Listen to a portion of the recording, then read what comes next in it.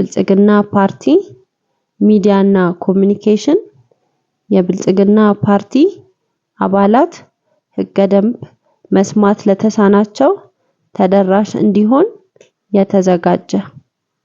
ፓርቲያችን ባለፉት ዓመታት የአባላት አቅም ሊያሳድጉ የሚችሉ በተለያዩ መመሪያዎች ዙሪያ ስልጠናዎችን በማዘጋጀት ውጤታማ ስራዎችን ለማከናወን ችሏል።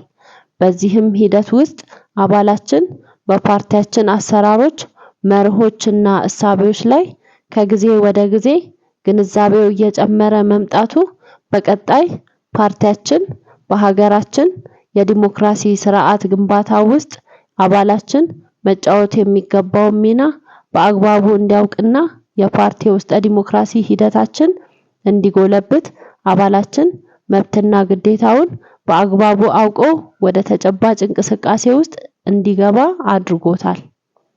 ፓርቲያችን ለአባላቱ የሰጣቸው መብቶች በፓርቲው አካላት ምርጫዎች የመምረጥና የመመረጥ፣ በፓርቲው ጉባኤዎች የመሳተፍ፣ በውይይት የመካፈልና በድምጽ የሚወሰኑ ጉዳዮች ላይ ድምጽ የመስጠት፣ በማንኛውም ጉዳዮች ላይ በህጋዊ መድረኮች ሐሳቡን በጽሁፍም ሆነ በቃል የማቅረብ፣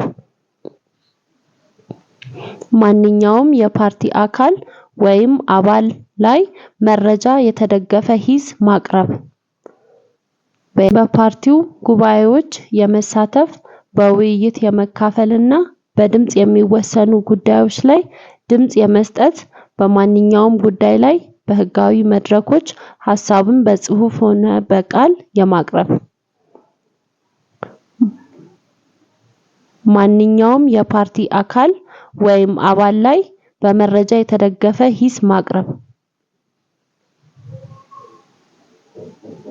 በየትኛውም የፓርቲ ውሳኔ ቅር ከተሰኘ ቅሬታውን በመተዳደሪያ ደንብ መሰረት በየደረጃው ለሚመለከተው አካል የማቅረብ፣ የመንግስት ሰራተኞች አባላት በከተማ በወረዳ መስሪያ ቤቶች የሚሰሩ በተቋም ወይም በየዘርፉ ማለትም ኢኮኖሚያዊ፣ ማህበራዊ፣ አስተዳደራዊ ዘርፎችን መሰረት አድርገው የመደራጀት መብት አላቸው። የመምህራን አስተዳደር ሰራተኞች አባላት ህዋስ አመቺ በሆነበት ቦታ ወይም ተቋም በወረዳ ደረጃ ይደራጃሉ። የከተማ ነዋሪዎች አባላት ህዋሳት የመኖሪያ ቦታን መሰረት በማድረግ በብሎክ ወይም በወረዳ ደረጃ የመደራጀት መብት አላቸው። አባላት በመሰረታዊ ፓርቲ ኮንፈረንስ ላይ የመሳተፍ መብት አላቸው።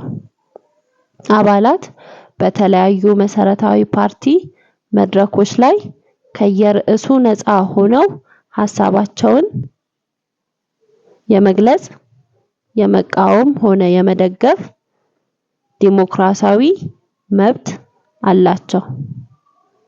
የአመራርና አባላት የስነ ምግባር ግዴታዎች ማንኛውም የፓርቲ አመራርና አባል ህጎችንና አሰራሮችን የማክበር፣ የስነ ምግባር ድንጋጌዎችን የማክበር ግዴታ ይኖርበታል። ማንኛውም የፓርቲው አመራር አባል የውስጠ ፓርቲ ዲሞክራሲን የማጠናከርና ከገዳቢ ድርጊቶች የመቆጠብ የስነ ምግባር ድንጋጌዎችን የማክበር ግዴታ ይኖርበታል። ማንኛውም የፓርቲ አመራርና አባል የፓርቲውን ውስጣዊ አንድነት፣ ጥራትና ጥንካሬ የመጠበቅ የስነ ምግባር ድንጋጌዎችን የማክበር ግዴታ ይኖርበታል።